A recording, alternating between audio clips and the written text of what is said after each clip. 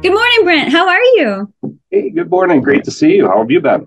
Oh, great. Thank you. So, I'm so excited to talk with you today about the appraisal process. So, I've got some questions for you. So, let me start. This is what I say to my clients when I'm telling them about the appraiser, and you can correct whatever part I might be getting not quite right. So, I tell them that an appraiser is a third party, a neutral party who is hired by the bank but paid for by the buyer, and the appraiser's job is to make sure that the agreed upon purchase price for the contract matches what the home is worth.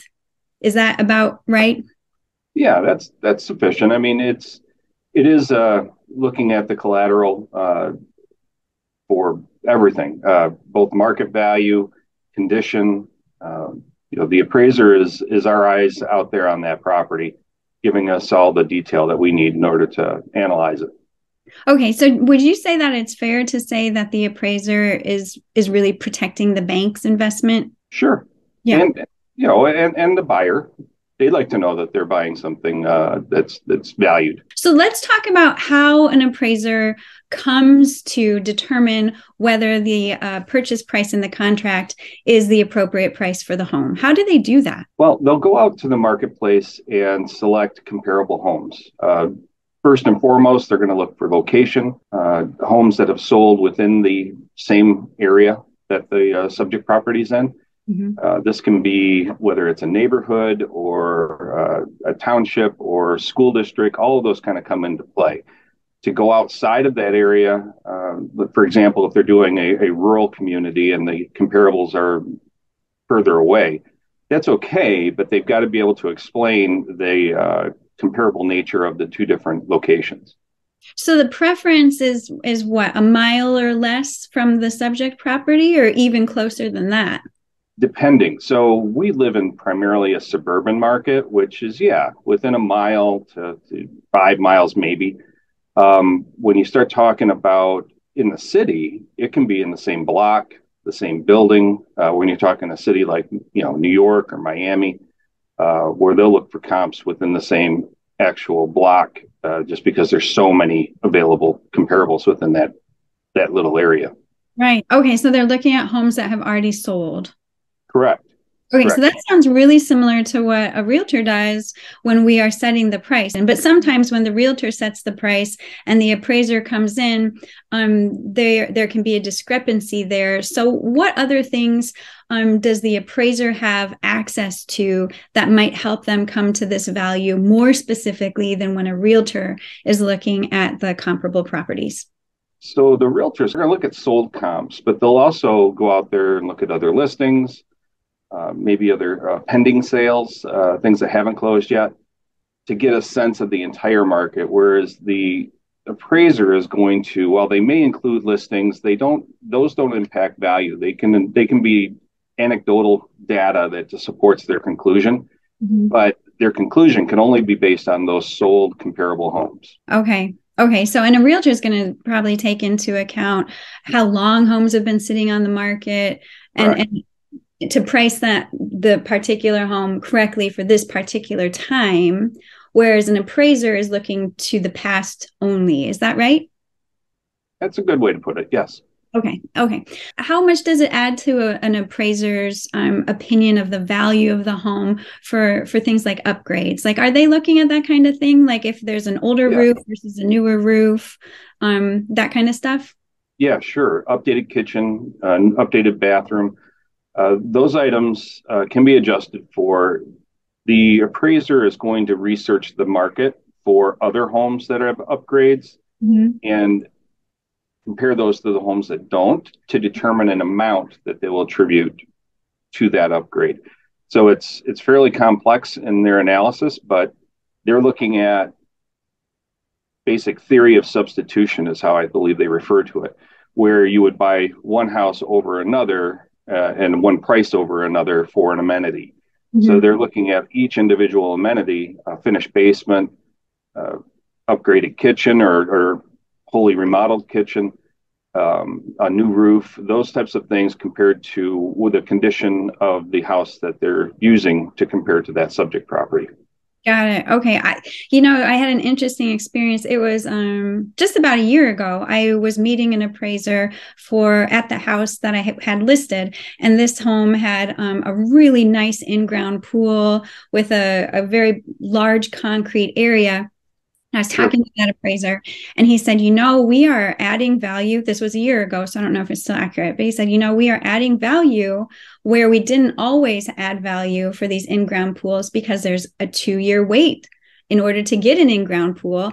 And we have now proof that people are choosing homes with this amenity of the in-ground pool because of that. And so I thought that was really fascinating that the amenity can shift depending on what people are wanting. Absolutely, based on the demand and what's actually going on in the marketplace. And yeah, right now the pool the waiting list is quite extensive. It's people are amazed how long they have to wait to do that kind of an improvement. Right, right. And so it's adding more value than it might in other times. Yep, Yeah, absolutely. yeah, that's fascinating. So, is there a checklist that appraisers go down? So, like, for example, if they're looking at a home that has a 3-bedroom home, but the subject property, the property that they're appraising has 4 bedrooms, do they automatically say, "Oh, that's another $10,000 to the subject property," or how does that work? Yeah, it's the same concept with the kitchen or the upgrade or the remodel. Mhm. What do people pay for a 3-bedroom home versus what are they paying for a 4-bedroom home? And they'll extrapolate that adjustment for the bedrooms. So, what about things like if somebody has a really nice pole barn that's on Mhm. the property. It has electric, it has heat, like a really nice pole barn. Does that add to the value of the house, or how's that work? Yeah, it'll add to the value of the entire property. It'll be another amenity, Mhm. much like a pool would be. It's exterior to the home, so it'll have its own little line item. When they're comparing the subject property with they use three comparables to typically derive a value. So that page that shows the subject and the three comparables has a grid, and in that grid they'll have different line items for location, for the acreage, for the square footage, for the age, for the condition. All those items are noted within that grid. Mhm. And if they have an outbuilding, they'll put outbuilding.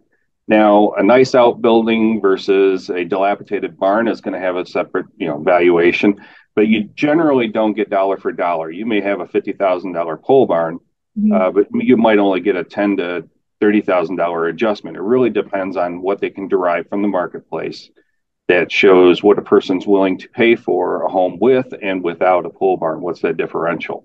Got All it. those being equal. So yeah, the extrapolation of it is difficult, and it's subjective, right? They determine how aggressive that they want to be with any given adjustment.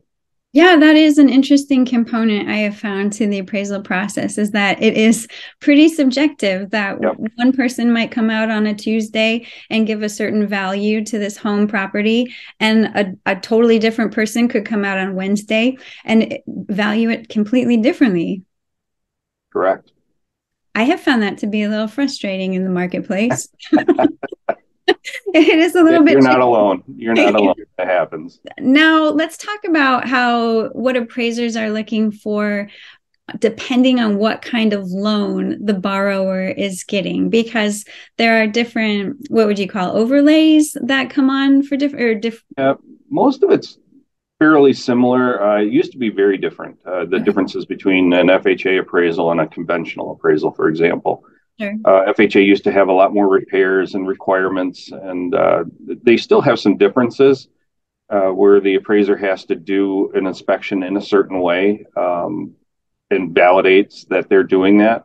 Mhm. That said, it's most of these appraisals today are coming in very much very similar. Your conventional and your government appraisals. There are some differences still in repair requirements, uh, some differences in the what is expected on an FHA home. You can't have peeling paint, things that could cause if it's lead-based paint, that kind of an issue. Though health and safety is a main component of what goes on in an appraisal if the home is in any kind of dire straits, right? Yeah. Your VA loans are different. Those are hired differently. The VA is very much involved in the appraisal process and how that's done, whereas the others are in the lender's hands and how the lender does it. So there's those differences, but for the most part, they're all using the same tenants. They're doing three comparables with the same substitution theory, going from what amenities the subject has versus the amenities a comparable has. So they'll still be doing that exact same thing. There's just some minor details that are different between them. Okay, okay. So some examples of repairs that have been flagged on an FHA loan, just kind of gathered over the last year or so, have been one appraiser said, okay, this home needs to have a handrail going up to the front Right. steps. And that needs to be installed before the loan can be approved. Right. But what also is interesting is that I had a conventional loan, which traditionally I think most realtors breathe a little bit of a sigh of relief of like, oh, this is conventional. Yeah. It's not going to get flagged maybe in the same way. So the listing agents typically feel a little bit better. But that conventional loan came back with 3 repair flags on Yeah. it for conventional. One of them was a handrail. One of them was a cracked window in the garage. And one of them was peeling paint in the windowsill around the garage. And the appraiser was insistent and said, nope, these things have to be taken care of. And it was a little bit unexpected because sometimes Yeah. it's not like the buyer didn't recognize that, oh, there's a cracked window in the garage, and wanted to maybe fix that. But sometimes for the benefits to a buyer, between a conventional product and an FHA product is like, okay, I see this window. I'm going to repair that window, but maybe over time. Yeah. It's going to go on the list of things to do. But there are other things I want to do, before I hit that window, for example. But when it's flagged, and you tell me if this is right, when it's flagged by an appraiser, all of a sudden that has moved to the top of the list and must be dealt with immediately. Right. Yeah, yeah. We really don't have that as a lender. We don't have that authority to overrule an Mm-hmm. appraiser. We can, look at a report and determine if there's some sort of material defect within the report, but and have appraisers make corrections and things like that. But really, when they tell you something is subject to completion, meaning that the value that I'm going to give this property is not as is, it has to have these repairs done because I have compared this to newer homes or whatever the rationale is, that Mm-hmm. appraiser will usually hold the ground on that. Mm-hmm. There are times when we'll talk to, and it's not me that's doing the talking, it would be like an underwriter that does that talk with an appraiser. There are times when they'll communicate and ask, is there a way to pick this as and make this as is? Because we aren't going to require that repair. And it really is up to the appraiser whether they would want to do that. They hold we can't influence them in a way that materially changes their report. They've got to do those types of things. Now we can reject a report, and that's the process under which we've found a material defect in the report that the appraiser is not correcting, and therefore we believe a new appraisal may be necessary. So we would order a second appraisal. That's uncommon, but it does happen. Mm-hmm. Every appraiser is reviewed for those types of defects and problems, and we try to work with the appraiser to make sure that we're correcting that. And if possible, if the report still holds merit, then we would move forward. But if the report has flaws and you can't get it corrected from what you can see in the underwriting, and lenders have access to all the other appraisals being uploaded by other lenders. So we see what else is out there, what else has been sold. That's something that's fairly new in the last couple of years. So we can determine whether, we maybe used a comparable or missed a comparable that should have been used. And a lot of times that'll come up when the appraiser omits a central location comp that may have been a distressed sale. We would inquire, what your value doesn't appear to be supported. There's this comparable. that's right next door. Can you tell us why you didn't use that comparable? So there's a whole host of things that go on with that. Right. And that made me think of something else too. So how does it impact, like if you're looking in a neighborhood and this house across the street was a foreclosure, for example? I mean, the value on that home is going to be a lot less than any other home in the area. And so we would hope that the appraiser would take that into account too and say like, okay, this isn't normal. It is really hard to avoid that comp. The appraiser really has to consider it in his report, and a lot of times they'll upload that comparable in the report, but still utilizing other comparables, maybe diminish the influence that it has on the overall valuation. Okay, it sounds complicated. It's very complicated and it's up to the appraiser. It's subjective as all. Yeah. Each appraiser will do something different based on their training and where they're comfortable and their experiences. What does it mean when the appraisal comes in exactly at value? Generally speaking, that just is telling you that the sales price is supported, right? I'll have appraisals come in well over value. I'll see those, and I'll have appraisals come in well under, or just marginally under. When you're showing a home or opening a home up for an appraiser, it's always good to have them informed of what that house has, and including any upgrades that have been done or remodeling that's been done, making sure that the appraiser is well informed about what's going on with the property, as that all makes a big difference. If it comes in higher, then the only people that know the value is the lender, the buyer, because they paid for the report, and the buyer's agent. Typically, yeah. And so we don't have to be worried if the house appraises for $15,000 that the seller is now going to say, oh, see, I told you my home was worth more and now you should pay me more. That's not a worry, correct? Yeah, that's not a thing. I mean, you've got a contract based on the requirements that you put within that agreement, and generally it's not open for renegotiation. You would know more about how that happens, because renegotiations do happen, but it's typically not a thing on the appraisal coming in higher. What I tell my clients is if the appraisal comes back higher, we do a little private dance, but keep it between us. Right. Their file's confidential, and that means the appraisal is confidential as well. Great. Okay, let's talk about the sadder part of this, the flip side. So say it comes in low, the bank is not going to say, no worries, we are going to still meet that purchase price. I mean, something has to be done now because the appraisal has come in short. Yeah, I mean, we may move forward as is. So, a customer that's putting a significant down payment, it won't have any differential to them. It's significant, meaning 25, 30, 40% down. Okay. That's where, it won't make a difference. That $5,000 came in 5,000 short, that's not a problem. If it does make a difference, for example, in a minimum down payment or when you have just 20% down, a low appraisal would force PMI potentially, or would force you into a new category where your lending costs go up because you're now at a value that's or a loan to value ratio that's much higher.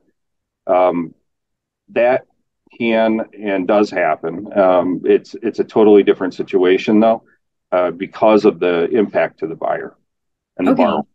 Okay, so the best scenario if it comes in low is to renegotiate maybe the sales price between the agents, to maybe bring the sale price lower so that it matches the value of the home.